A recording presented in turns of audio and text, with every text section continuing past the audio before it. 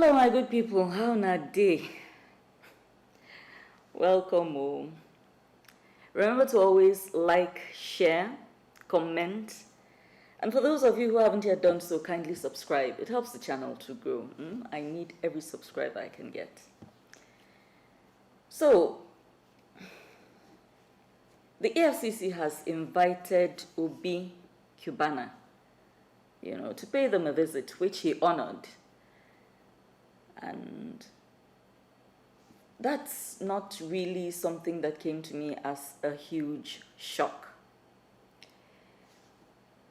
You see, Obi Cubana, whose real name is Obinna Iyiegbu, was suddenly thrust into the limelight in July 2021 with the burial of his mother, Ezinne Uche Iyiegbu, who passed on at the age of 75 or 78, depending on which source you choose to work with. A native of Anambra State, Mr. Iyiegbu, whom I will subsequently refer to only as Obi Cubana, is said to be 46 years old and a billionaire. Variously described as an entrepreneur, entertainment mogul, businessman with assets in the hospitality industry, Obi Cubana's net worth is placed at some $500 million, from what I was able to gather from various online sources. He is also the chairman of the Cubana Group and said to be a graduate of political science from the University of Nigeria, Nsukka. So, what was so special about Obi Cubana's mother's burial? Well, I'll need to provide a little bit of insight here for non-Nigerians and for those who might have been living under a rock in July this year. Because that's the only way you live in Nigeria and you didn't hear about that burial. It was the burial to end all burials. And believe me, Nigeria, we have our own share of billionaires, okay? Dangote, sorry, I shouldn't even have called his name like that.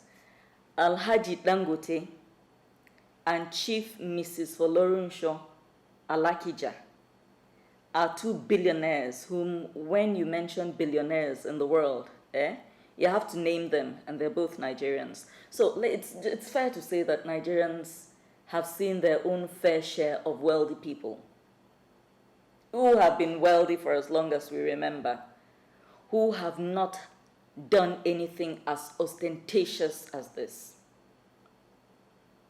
First of all, the dear lady died in November 2020, but it took her family a cool 9 months to finally commit her to Mother Earth.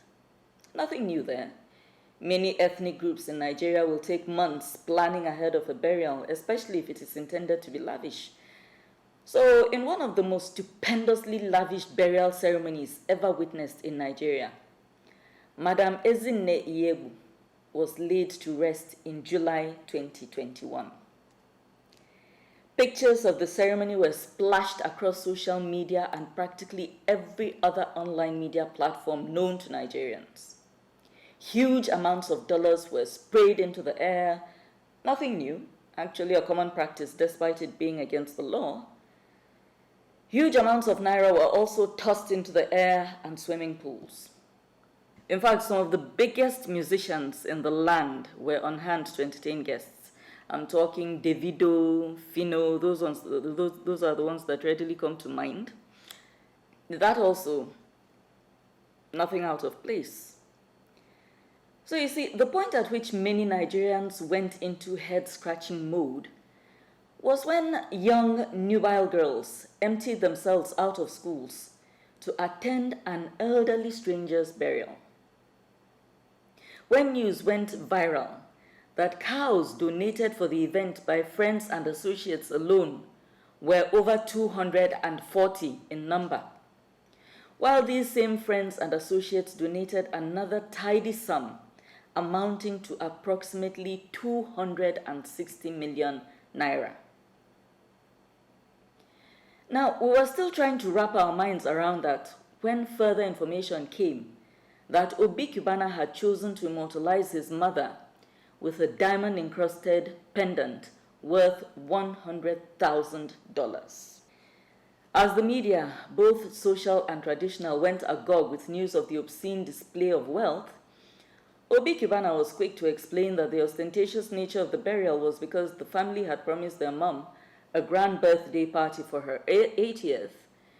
But since she had died a good few years shorter than that, they just opted to do what they could to give her a very grand burial and to celebrate what a wonderful woman she was. Now, for someone who, in his own words, once sold food in a garden here in Abuja, not quite 20 years ago, to have suddenly risen to the point of owning such great wealth as to throw wads of money into swimming pools with crowds of young girls cavorting around in the name of a burial left many Nigerians wondering about his source of wealth. In fact, I was one of those Nigerians.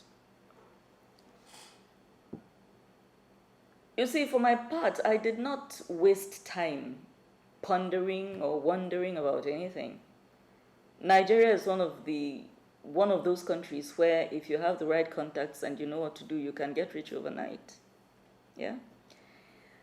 But when I saw the nature of the display of wealth going on, yeah, I mean, you couldn't run away from it even if you wanted to. It was everywhere online.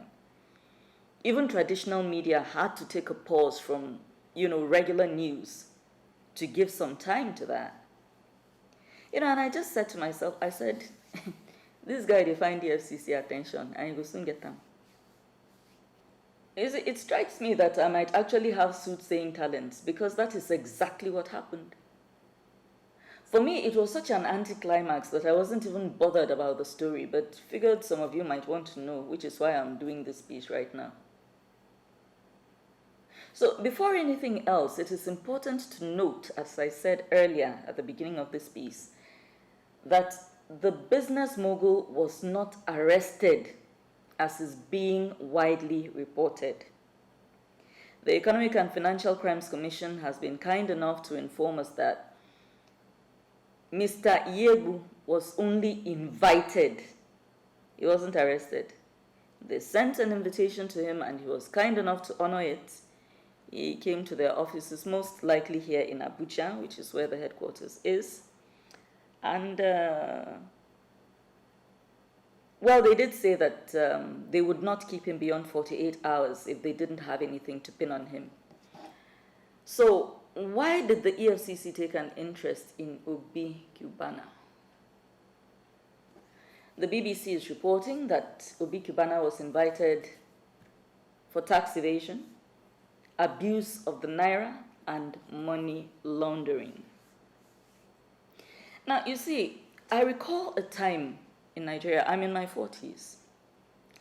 I recall a time in Nigeria when if people could not be certain how you came about your money, they avoided you. Nobody really wanted to come close to you. Nobody wanted to associate with you too much. Just in case you were doing something shady or nasty or anything, they didn't want to be seen hanging around you. They didn't want that to rub off on them. But you see, when this whole Obi Cubana and EFCC story came out,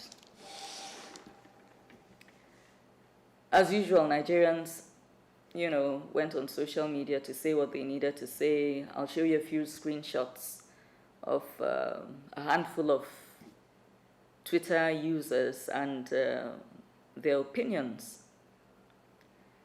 For my part, I feel that there's a bad way of doing things and a worse way. Like I mentioned, Nigeria is not a country that is not familiar with tremendous wealth. Are we talking about Alhaji Dangote?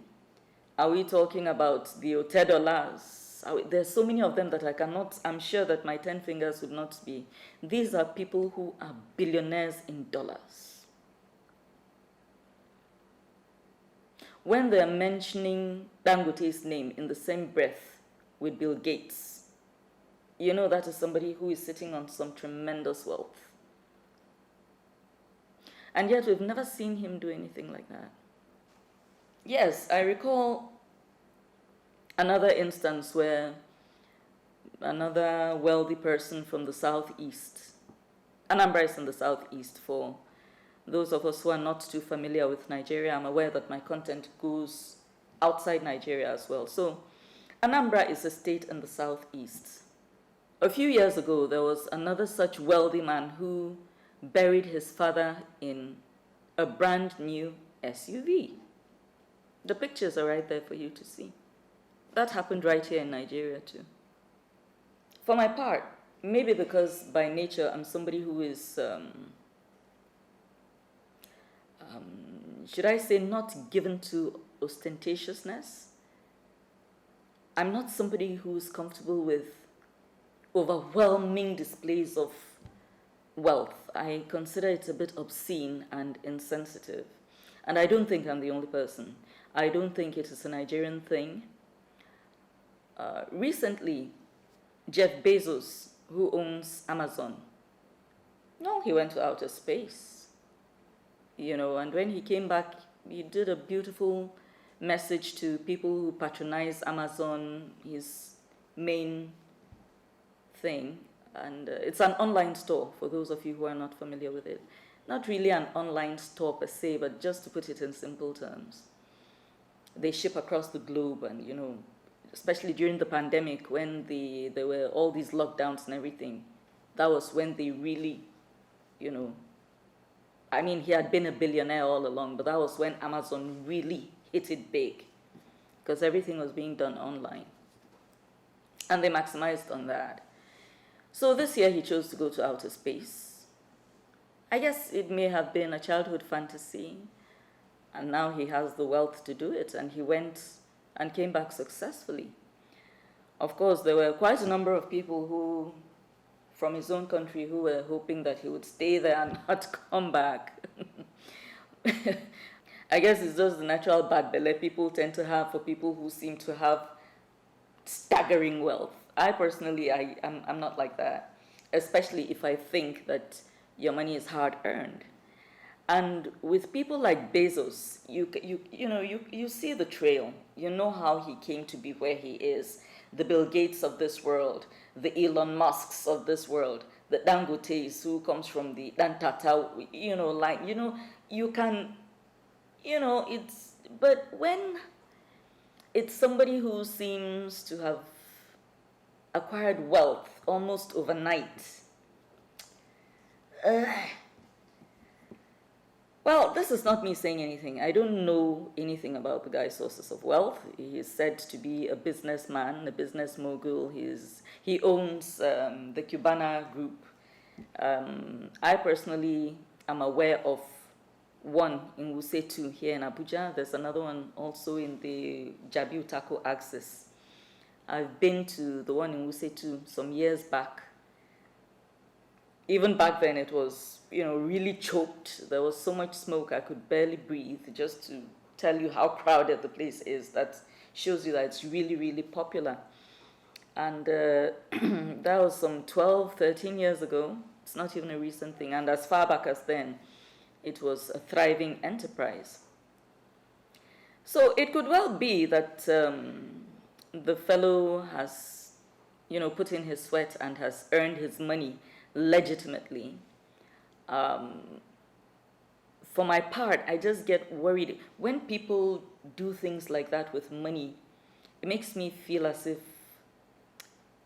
they got it too easy. Especially when I see that people who are wealthier than them don't do that. But then again, there are people who will tell you that it's his money to do it as he pleases, and they'll be right. He wasn't hurting anybody. We are told that the people who showed up and spent all that money were people who are his business associates, people he has a beautiful relationship with, people he has helped in the past, and so on.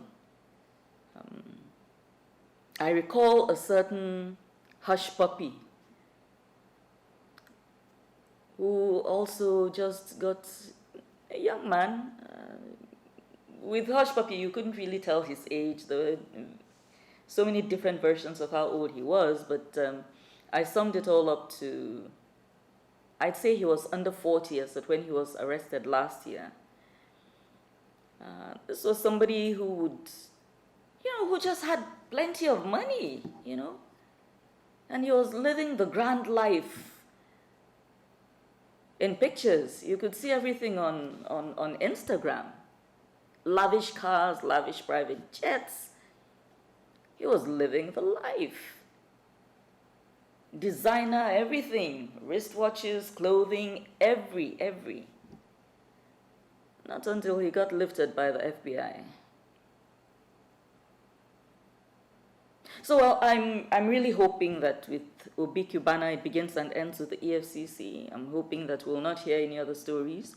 I'm hoping that neither the FBI nor the CIA have taken an interest in him, because sometimes these things happen. What's not to like? A young man under the age of 50 making all this money within a stretch of just 20 years. Must be a very enterprising person. That I must give him. He must be very enterprising, hardworking, and all of that. I really hope that is the case, and I hope that it stays clean and it stays good. But for my part, the minute I saw what happened at that burial, I was like, dude, you needed some attention and now you're getting it. You're getting it. You got it.